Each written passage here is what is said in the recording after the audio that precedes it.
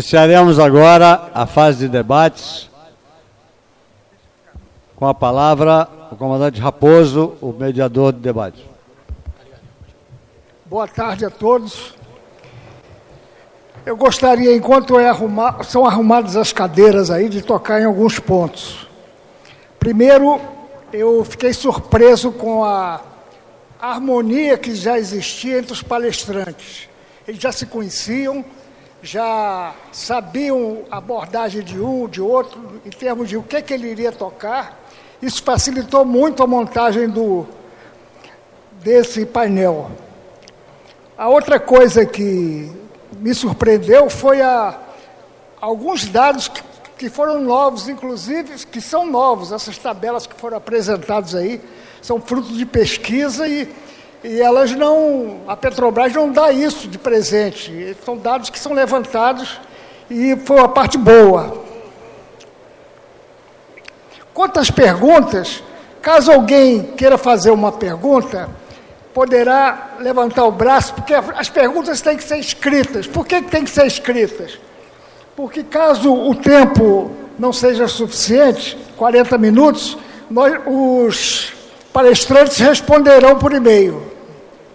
Eu peço aos debatedores para ocupar os seus lugares, por favor. Primeira pergunta, do senhor Regis Távora. Eu peço que levante o braço para que o microfone possa ser levado.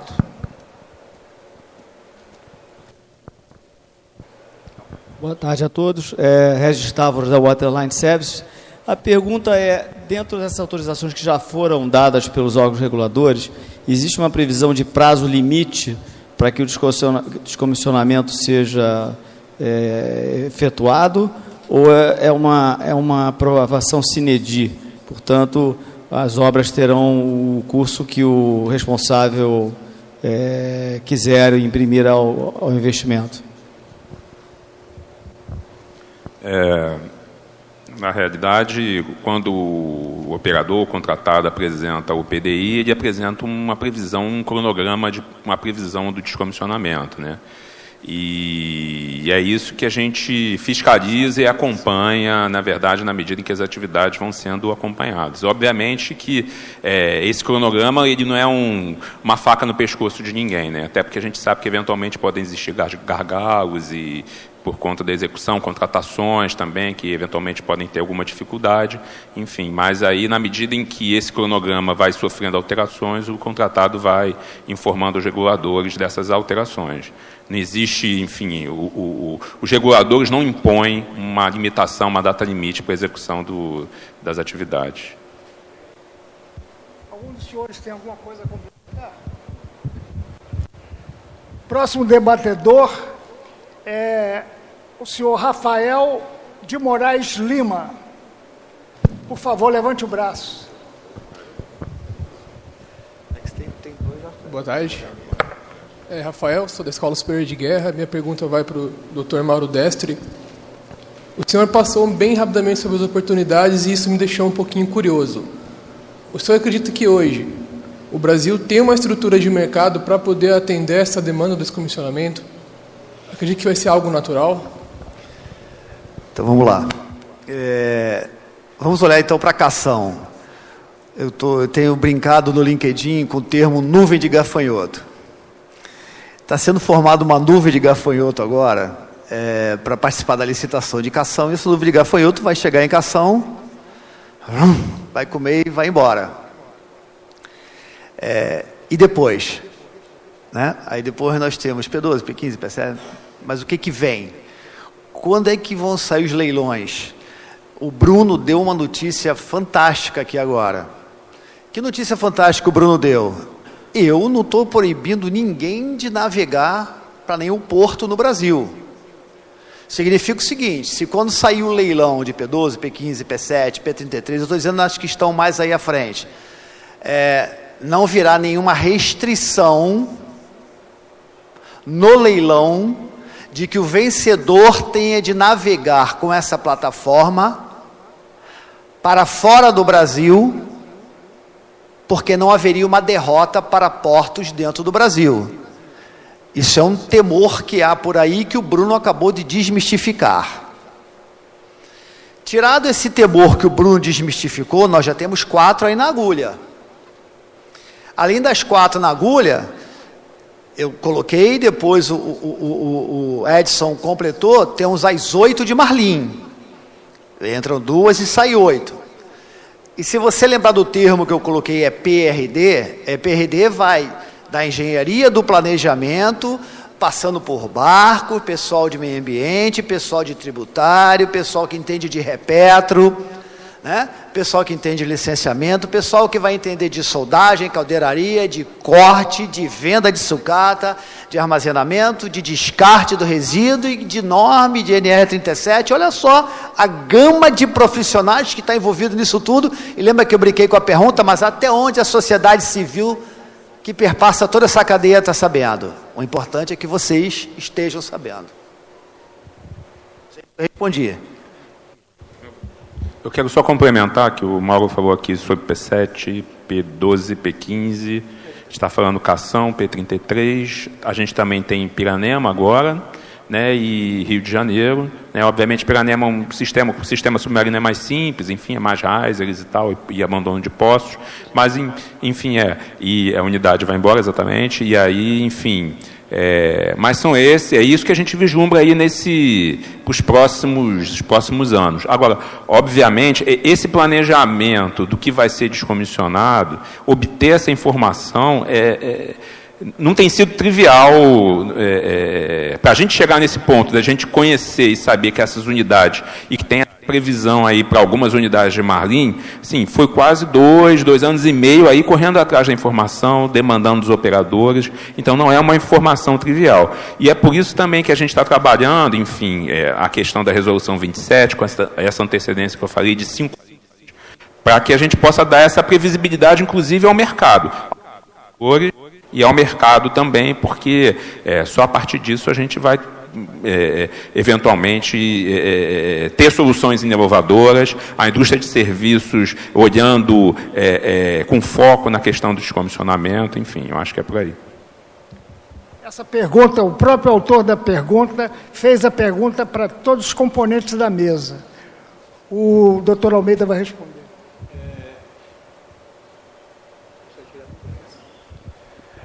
Eu queria complementar a informação dos colegas, dizendo o seguinte, que eu acho muito importante que seja feito um planejamento. A gente não pode fazer planejamento a curto prazo, tem médio e longo prazo, para que a indústria tenha a oportunidade de se preparar adequadamente.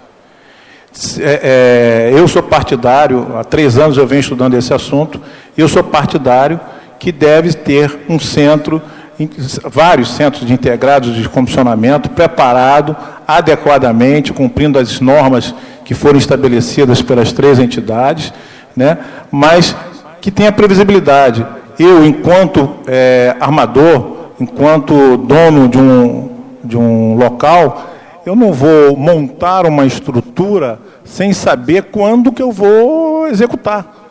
Então é preciso ter uma transparência da real situação. Olha só, nos próximos 5 anos, nós vamos ter isso. Então, eu vou estabelecer, eu vou saber, vale a pena eu entrar ou não vale a pena eu entrar. Hoje existe uma grande interrogação, né? Existem números que a gente não sabe exatamente. Uma plataforma desabitada, ela vai ser descomissionada, a gente até acha por causa do prazo, mas precisa ter isso claramente colocado para a sociedade, para os investidores, de forma a poder investir e tratar adequadamente. Mas eu acho que o Brasil tem total condições de ter centro integrado de descomissionamento e executar. E o Rio de Janeiro, como sempre foi, o estado da área naval tem total condição de abrir uma série de oportunidades de trabalho aí.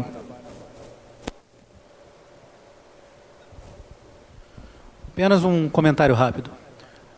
Bom, de pronto, o que a gente sempre diz o IBAMA não se mete em relações comerciais. Isso é um fato, isso é uma cláusula pétrea. A gente não se mete em relações comerciais. O que não significa que nós não estamos observando o que está acontecendo. Isso que o Maurício acabou de falar é importantíssimo. Para nós termos eficiência do cumprimento da Política Nacional do Meio Ambiente, destinação de resíduo, funcionamento da Política Nacional de Resíduos Sólidos, eu preciso de uma cadeia estruturada. Cadeia estruturada precisa de planejamento, a pessoa precisa avaliar os riscos do que ela está fazendo para ver se o negócio vale a pena ou não. Como é que ela faz isso sem informação? Então, informação é uma coisa fundamental. A gente tenta trabalhar, a gente traz transparência para o nosso trabalho, mas informação é fundamental. O outro comentário que eu queria fazer foi sobre o comentário do Mauro, é só o reforço. A gente já teve situações curiosas de esperar que o IBAMA aprovasse derrota de navegação. Existe uma autoridade naval no Brasil, caso a pessoa que tinha pedido aquilo não tinha entendido.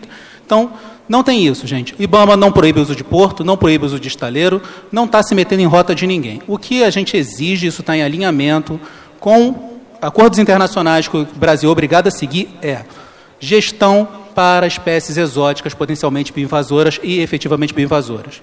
Nem todo lugar tem aptidão para lidar com determinadas situações. Isso é um mapeamento, faz parte do planejamento, e essa informação precisa estar presente para quem vai lidar com isso. Então, não tem proibição, mas tem gestão. O que a gente pede é gestão. A gente não está querendo fechar a navegação, não tem nada a ver. É gestão, é o que deveria estar na origem e que, por falta de restrições, foi correndo solto, não vai mais correr solto. É só isso. A próxima pergunta é para o Dr. Rafael de Viveiros Lima. Ele fez 3 perguntas, eu peço que fale uma de cada vez. A primeira se refere a orçamento.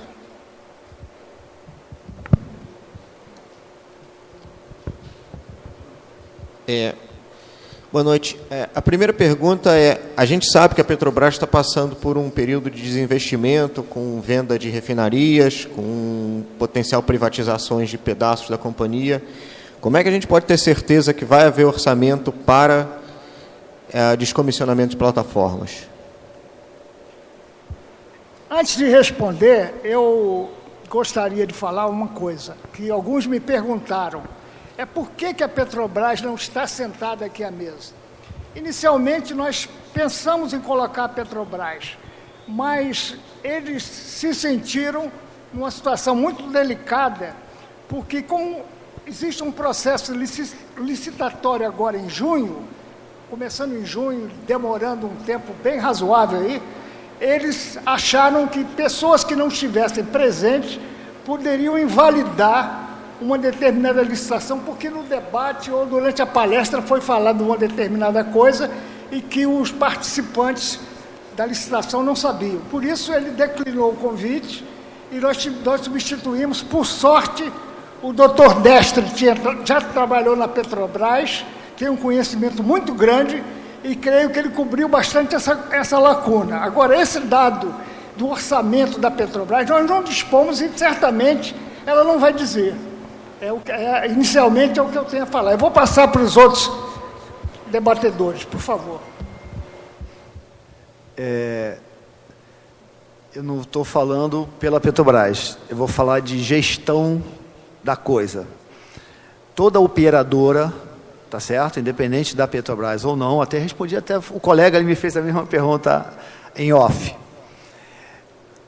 Ela anualmente, ela entrega para o órgão regulador, isso é toda operadora, o que nós chamamos de PAT, Plano Anual de Trabalho. No Plano Anual de Trabalho, a operadora coloca lá 2, 3, 4 linhas com os valores de descomissionamento previstos, projetados hoje, para serem feitos no futuro, para o descomissionamento daquelas unidades. E esse valor ele é provisionado no balanço das operadoras ano a ano. Além disso, quando a operadora ela revê o seu PD, que não é o plano de descomissionamento do IBAMA, mas que é o plano de desenvolvimento de um campo, também no PD tem de constar também os valores para o descomissionamento daquela área. Então, isso é a garantia de que no balanço está provisionado aquele valor. E mais ainda, por exemplo, recentemente, em dezembro de 2018, a Perenco adquiriu o Polo Pargo. O Polo Pargo é a plataforma de Pargo, Carapebas e Vermelhos, perfeito? Quando ela adquire um polo, ela recebe o PAT, tem o valor de descomissionamento do PAT. Ela aceita aquele valor ou ela discute com a ANP, baseado nos seus cálculos, tá legal? O valor que ela acha o justo para aquele descomissionamento e negocia também como será a garantia, se vai para o balanço. Então, isso é a garantia de que haverá essa verba provisionada no balanço. Essa verba existe no cofre do banco, é uma outra história. Não sei se eu respondi, ok? Não, eu vou só completar que, na verdade, a gente não pode ignorar também que existem custos adicionais, na medida em que a unidade, o campo, né, chegou ao final da sua vida útil, né? E você e o operador ele não descomissiona ou não devolve o campo, existem custos adicionais que são inerentes àquela atividade. A manutenção daquelas estruturas que estão lá continuam com obrigação. Afinal, existem regras, regulamentos, existe o regulamento de segurança operacional da ANP, que obriga, enfim, a manutenção da segurança dessas unidades. Então, tudo isso são custos adicionais que o operador vai tendo enquanto não descomissiona. Entendeu? Enfim, então, é óbvio que isso é um balanço, né? Assim, você pode até questionar, enfim, o operador vai descomissionar todas as unidades ao mesmo tempo? Não, também não vai, né? Ele vai fazer um jogo aí no balanço dele, entendeu? E estabelecendo um cronograma, enfim. Então, a gente sabe mais ou menos que agora está indo na cidade do Rio de Janeiro, na mesma época, entendeu? Daqui a pouco P7, P12, P15. Existem custos também do aluguel, de afetamento dessas unidades também, entendeu? Então, são custos altíssimos também que, exatamente, repetro, enfim. Então, enfim, que o operador coloca aí na sua conta, né, e avalia o momento, né, de descomissionar. A segunda pergunta do Dr. Rafael é sobre recifes artificiais, trânsito, hein? Por favor. A pergunta é, a gente teve diferentes experiências com formação de recifes artificiais, de sobras de jaquetas no Golfo do México e no Mar do Norte. Algumas tiveram sucesso e outras não. Qual é o histórico que a gente tem aqui no Brasil? Quer dizer, qual tipo de lição aprendida a gente pode usar para tomar uma decisão se a gente vai aceitar o uso de derrubar a plataforma para formar recifes artificiais? Já existe algum banco de lições aprendidas nesse sentido que a gente vai se guiar? Algum tipo de experiência prévia com formação de recifes artificiais, talvez de navios afundados? Qual é o conhecimento existente nesse sentido, atualmente?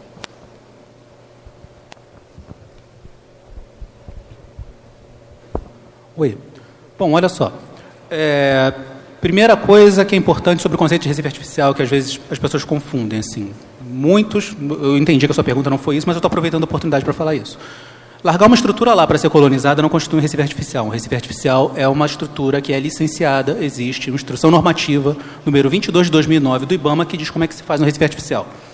É uma opção viável para o descomissionamento? Com certeza que é. Certa vez, e isso não é tão raro assim, por que o IBAMA proíbe o uso de recifes artificiais no Brasil? Se fosse proibido, não teria um IN regulando como se faz. Então, isso é outra lenda, é outro mito. Recife artificial é viável, sim, é possível, sim. Sobre o banco de experiências, não consigo te dizer, porque para o descomissionamento ninguém propôs. Porque existe uma ideia de que vai dar errado, que não funciona. Não tem essa experiência, então ninguém propôs, não sabemos dizer se vai dar certo ou não. O potencial de funcionar ou não precisa de avaliação caso a caso. Há situações e depende de saber o que, como, onde e qual é o propósito, porque essa instrução normativa ela diz quais são as condições, as situações que se pode fazer um recife artificial, quais são os objetivos de um recife artificial. Então pode ser pesquisa, pode ser incrementar pesca, incrementar turismo, dar uma destinação adequada para uma plataforma, isso está tudo previsto lá. Então, não temos essa experiência, porque ninguém ainda propôs fazer isso. Pode propor, não tem incômodo nenhum, não tem problema nenhum, vai ser avaliado dentro do processo. E tem uma instrução normativa tratando do tema. Não existe proibição de recife artificial no Brasil. O que existe sim é o seguinte: recife artificial, normalmente, se eu não me engano foi o Maurício que mostrou, foi o Mauro, mostrando a situação em que se corta a plataforma e aquele restante é licenciado no recife artificial, a situação em que se derruba as jaquetas lá, e aquilo vira um recife artificial, e a situação que você corta a jaqueta e leva para um outro lugar mais propício para fazer isso. Isso se chama riffing. São 3 posições de riffing. O que não é permitido é pegar a jaqueta, escolher um lugar e atirar lá ao Deus dará e esperar que tudo dê certo. Isso não é licenciado, isso é ilegal, se chama dumping e entra no caso do alijamento que o Edson estava falando. Isso não é permitido no Brasil. Agora, o processo licenciado é aceitável, sim. Agora, banco de dados não tem porque ninguém propôs. Uma intervenção rápida. Só complemento, para dar informação para o senhor, que o Brasil já fez, sim, Recife Artificial com jaqueta de plataforma. Foi o Instituto de Estudo do Mar Almirante Paulo Moreira, no final da década de 90, se não me engano, no início da década de 2000, lá em Rio das Ostras. Foi tudo cumprido de acordo com as normas do IBAMA e foram feitos esses recifes com algumas jaquetas. Sim, lá em Rio das Ostras. É verdade, Almirante. É verdade, sim. É uma experiência que o operador não quer nem ouvir falar porque deu tudo errado e não foi descomissionamento, foi o aproveitamento de uma estrutura. Então, ele não encaixa nisso. Porque, se for considerar isso, temos que considerar os rebocadores também que são afundados no Nordeste para turismo. Não é essa a situação. Aliás, as pessoas também perguntam muito sobre rigs to reef, por que isso não se faz no Brasil? Porque a gente tem uma estrutura diferente, estrutura federativa diferente dos Estados Unidos. Então, lá o Estado trabalha isso, cada Estado trabalha isso. Aqui a gente precisaria de uma política orientadora, e aí não é o órgão executor que faz, é a política que surge do Ministério. Então, é por isso. Então, de fato, o que o senhor está falando é verdade, mas não é exatamente o caso do que ele está falando. Não é para descomissionamento, foi um aproveitamento, sim, e a experiência parece que não foi das melhores para aquela situação, o que não significa de forma alguma que qualquer recife artificial no Brasil vai dar errado, porque tem provas que dão certo também. Mas para descomissionamento, ninguém propôs. Eu pediria que tocasse na última pergunta. A última pergunta já foi parcialmente respondida pela palestra da Sigma, então vamos rodar o microfone. Eu volto a ela ao final, se tiver espaço. Tempo. O próximo debatedor é o senhor Eduardo Lopes. Por favor, levante o braço.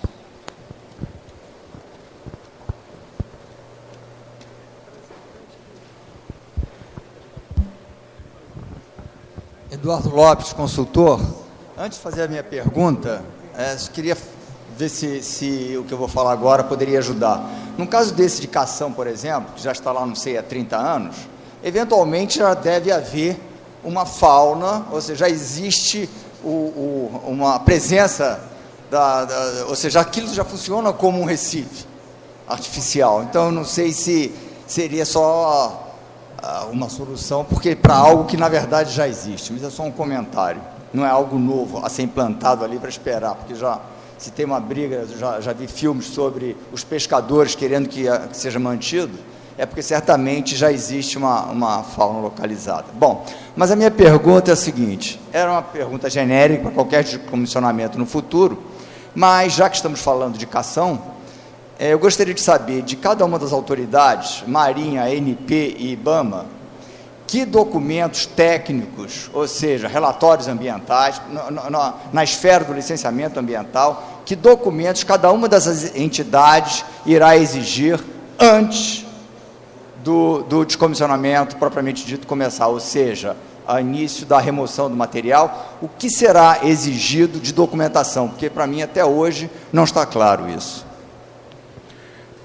Bom, na minha apresentação havia 2 slides. Um deles era o programa parcial, que é aquele que é apresentado 5 anos antes da previsão de término de produção, onde a gente indicava ali mais ou menos, né, enfim, obviamente a gente não vai entrar em detalhes, porque a resolução vai trazer isso, as informações necessárias e os documentos a serem anexados a esse programa parcial. Então, nesse momento, a gente fala do inventário de instalações, a caracterização ambiental da área, um conjunto de informações, se existem incrustações, até se chegar à avaliação, o estudo de avaliação comparativa, que para o caso, eventualmente, de não remoção ou remoção parcial.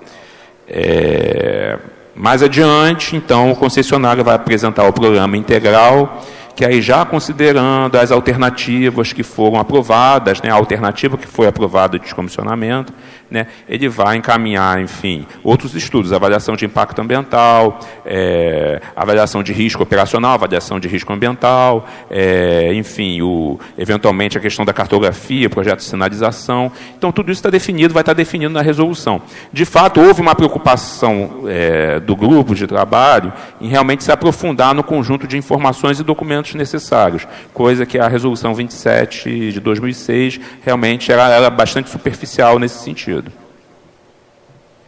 Tá, mas nós vamos começar esse trabalho daqui a 2 meses. Então, há de ser apresentado documentos quase que de imediato, após a assinatura do contrato com quem ganhar a licitação. Então, esse timeline que você diz agora não vai poder ser cumprido. De uma hora para outra vão ter que ser apresentados documentos. Inclusive, essa sua resposta certamente tem alguma sobreposição com o IBAMA. Também documentos, informações relativas à IBAMA, por exemplo. Então, eu pergunto Eduardo. se... Oi, tudo bom, Eduardo? Deixa eu te explicar o que acontece. Licenciamento ambiental só quem faz é o IBAMA. Então, essa pergunta é diretamente para o que a gente fez.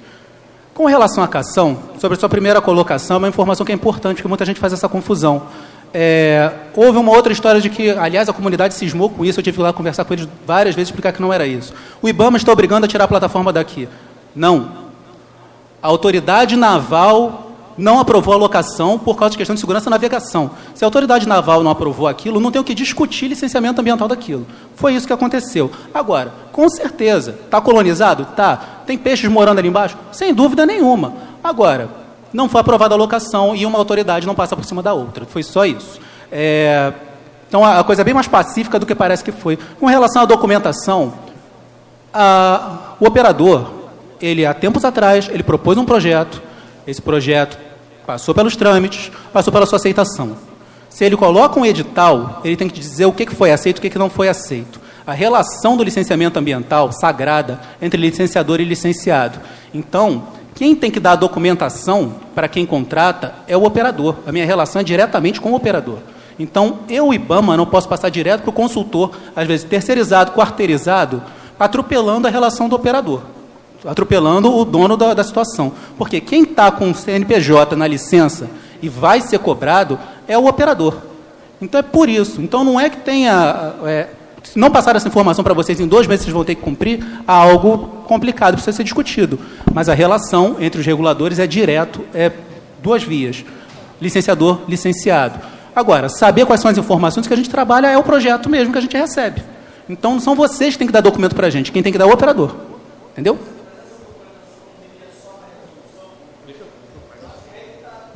Deixa eu complementar uma coisa aqui, olha só. Em relação à cação, vamos especificamente no caso de cação. Cação teve um programa de descomissionamento, desativação de instalações, que atendeu a resolução 27, que estava vigente à época. Esse programa foi apresentado, o conjunto de informações foi apresentado, e esse programa foi aprovado. Entendeu? Esse programa ele não vai ser revisado em função da nova resolução que vai ser publicada. É isso. Entendeu? E aí, a partir deste programa que foi apresentado aos reguladores, o contratado ou concessionário lançou o seu edital, entendeu?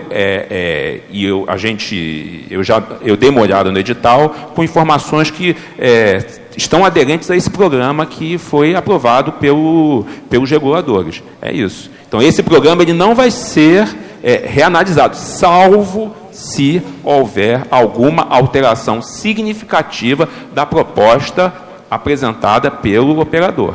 Entendeu? Bom, então as informações todas já foram apresentadas e aceitas por esses 3 órgãos. As informações do contratante já foram apresentadas e aceitas. Senhores, próximo debatedor, comandante Tércios Ribeiro. Pode levantar o braço?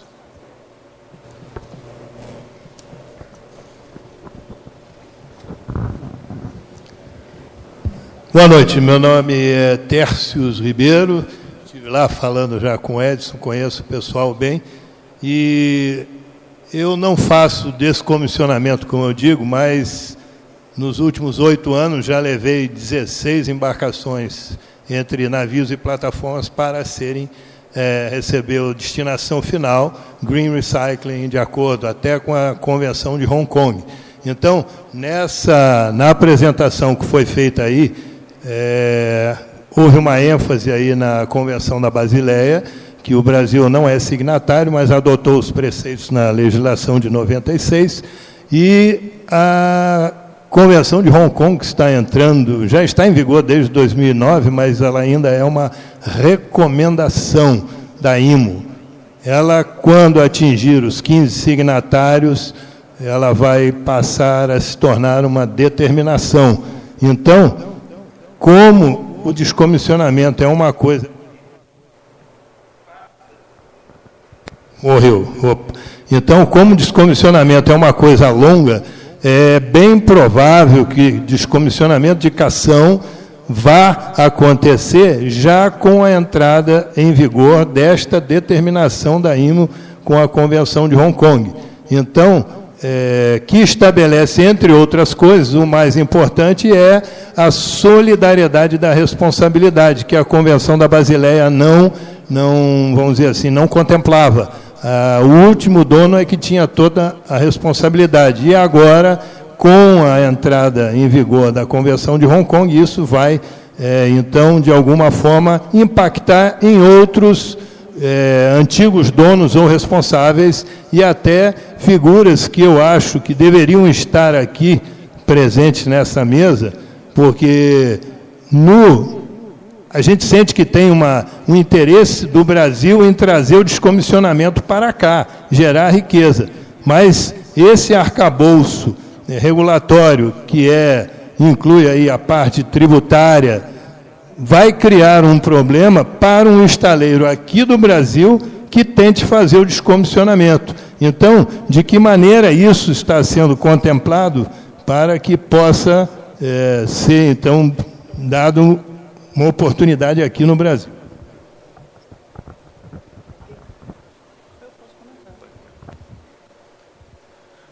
Bom, eu vou pegar uma colinha da sua pergunta que está escrita aqui, sendo bem objetivo. Deixa eu colar aqui um instantinho.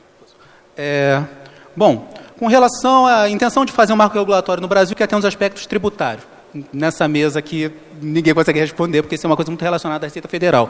Mas sim, é um problema assim. Repetro, então, é uma questão, porque, se eu não me engano, o Repetro previa a destruição do fim, e agora o mundo mudou, né? Então, sua pergunta é pertinente, sim, é que a gente não tem condição de responder essa parte. Com relação à Convenção de Hong Kong, por acaso, eu sou do IBAMA, mas quem cuida disso é a Diretoria de Qualidade Ambiental. Quem cuida da parte de exportação de casco e tudo. É interessantíssima essa questão da Convenção de Hong Kong, que é o desmonte responsável e tudo, mas eu não consigo responder isso. Quem consegue responder isso é a Diretoria de Qualidade. Aliás, eles adoram esse tipo de pergunta. Se for o caso, site do IBAMA está lá no e-mail, eles te respondem isso com tranquilidade. Devido ao avançado da hora, nós estamos encerrando os debates e uma das perguntas vai ser respondida pelo representante do IBAMA, que responderá em função do e-mail que foi deixado aqui. A pergunta é da Meg Montana Ked de Luca. Ok? Essa pergunta, infelizmente, pelo avançado da hora, vai ser deixada para depois.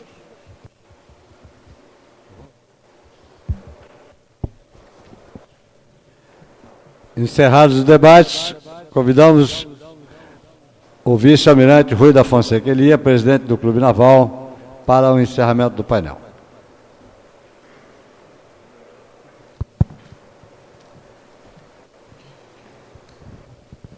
Bom, antes de agradecer a mesa, eu pediria que chegasse aqui o doutor Ivan Fonseca. Ele está aí, não?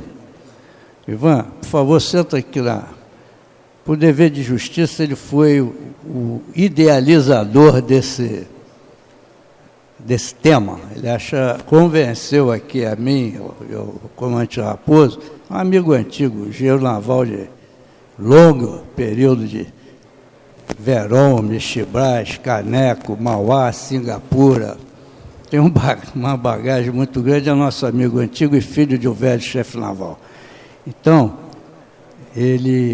nós estamos também querendo dar uma lembrança a ele, porque se esse evento ocorreu, foi porque ele nos mostrou a importância dentro da agenda que nós estamos fazendo desde 2017, sobre temas ligados diretamente ao poder marítimo, a todos os segmentos. Ele nos convenceu a fazer isso e foi uma boa ideia, Ivan. Aos senhores eu devo dizer que eu fiquei muito bem impressionado, muito honrado com a presença. desde as informações aqui, certamente são muito preciosas para todos nós. Oficiais de Marinha, da Marinha Mercante, engenheiros navais, enfim, todos aqueles que atuam no Poder Marítimo.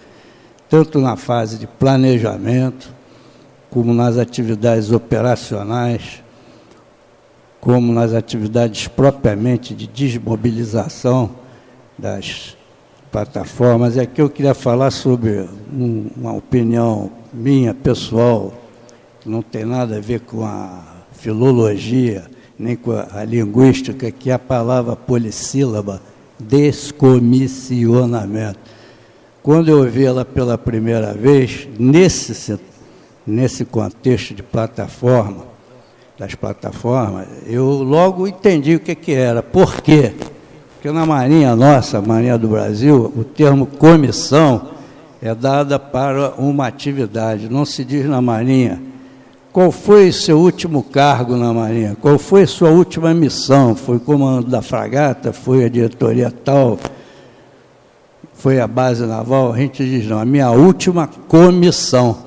Isso é um termo do jargão marinheiro. Então, quando a gente fala descomissionar, é encerrar a missão, encerrar aquela fase. Então, intuitivamente, logo a gente imaginou que descomissionamento é que aquela plataforma e tudo que a cerca estava sendo desativada e acabando. Isso é apenas uma curiosidade que me chamou a atenção com a importância que foi dada. Teve até uma definição de um inglesa, né, discommission, né, e teve também do citação de dicionário, mas a Marinha fala isso tranquilamente. Enfim, desde, eu estava falando, segmento operacional, parte ambiental, muito bem explicada aqui pelo o nosso representante do IBAMA, enfim, todos os senhores deram uma contribuição à nossa DPC lá, a nossa leste e releste. Eu, como já fui diretor da Procuradoria Especial da Marinha, usamos muito a leste, mas em outro contexto. Então, e aos senhores que aqui estão aí, resistentes, né, assistindo até o fim, passando das 18 horas, eu agradeço muitíssimo a presença de todos. Aos meus colegas oficiais de Marinha, estou vendo aqui, muitos, inclusive alguns almirantes, eu em nome daqui do nosso oficial de maior patente, almirante de esquadra Aurélio, em nome dele agradecer a todos os senhores que aqui vieram. Enfim, muito obrigado e vamos passar agora às lembranças. Bom, o diploma também é lembrança. Dr. Mauro Destre, é o primeiro. Esse. Claro.